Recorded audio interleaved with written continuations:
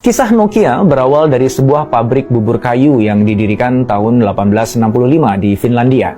Tetapi perjalanannya kemudian mengubah Nokia menjadi sebuah brand smartphone yang sangat populer. Begitu laris dan populernya, sampai-sampai di Indonesia Nokia dijuluki HP sejuta umat. Tentu Anda ingat julukan itu karena pada masanya setiap orang seperti tidak ingin ketinggalan tren untuk memiliki HP Nokia. Bahkan Nokia 3650 yang keypadnya berbentuk lingkaran dan nggak user-friendly itu pun diburu hingga ludes terjual. Pada tahun 2001, Nokia mencapai puncak kejayaannya dengan dukungan teknologi OS Symbian yang saat itu merupakan OS yang paling maju. Namun siapa sangka, justru teknologi OS itulah yang menjadi celah perusak yang kemudian meruntuhkan kejayaan Nokia. Runtuhnya kejayaan Nokia diawali ketika Apple meluncurkan iPhone dengan sistem operasi iOS pada Januari 2007. Dan di akhir tahun yang sama, Google meluncurkan Android yang diberikan gratis kepada semua produsen smartphone sebagai upaya Google agar Android bisa menyebar luas dengan cepat. Google tidak sia-sia, karena dalam waktu singkat, sebagian besar produsen handphone berbondong-bondong menggunakan Android. Sampai pada tahun 2009, sebagian besar vendor smartphone masih menggunakan Symbian, BlackBerry, dan iPhone. Tetapi sejak 2010, pengguna Android semakin besar.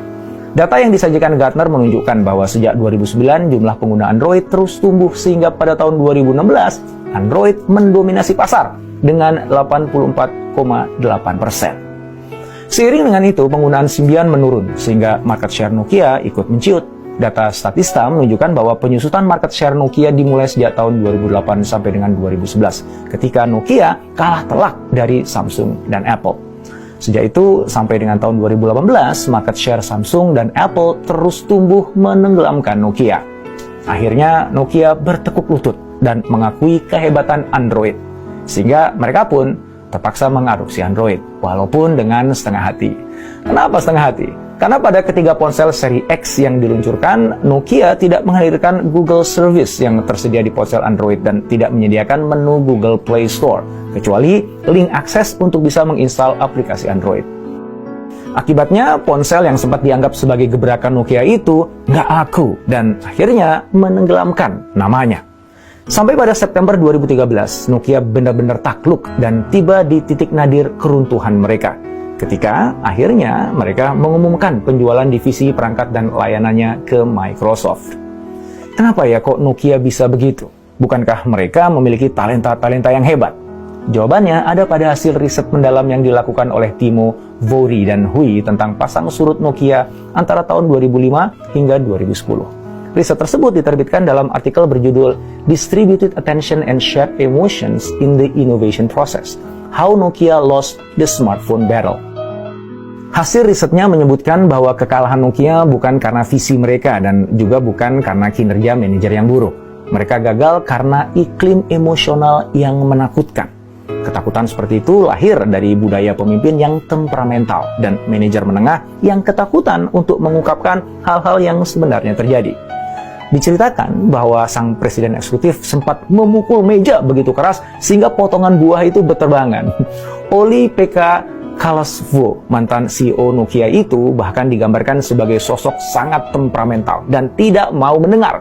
Gak heran kalau para manajer takut ketika mengajukan pertanyaan kritis tentang arah perusahaan. Dan mereka justru diminta fokus pada implementasi rencana yang sudah dibuat. Akhirnya mereka hanya bersikap asal bapak senang dan mengabaikan investasi jangka panjang untuk mengembangkan inovasi yang lebih kompleks.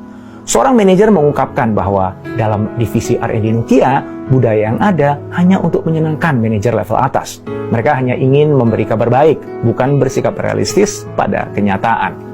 Akibatnya, Nokia lambat menanggapi ancaman pesaing yang semakin kuat. Padahal pada dekade awal abad 21, Nokia memimpin industri yang padat pengetahuan dengan perubahan yang cepat.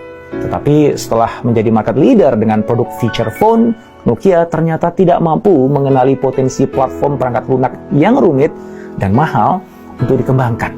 Nah, sebaliknya, pada saat yang sama, Apple dan Google menghabiskan miliaran dolar untuk mengembangkan platform iOS dan Android. Langkah mereka memantik revolusi smartphone yang membuat Symbian tidak lagi relevan di industri.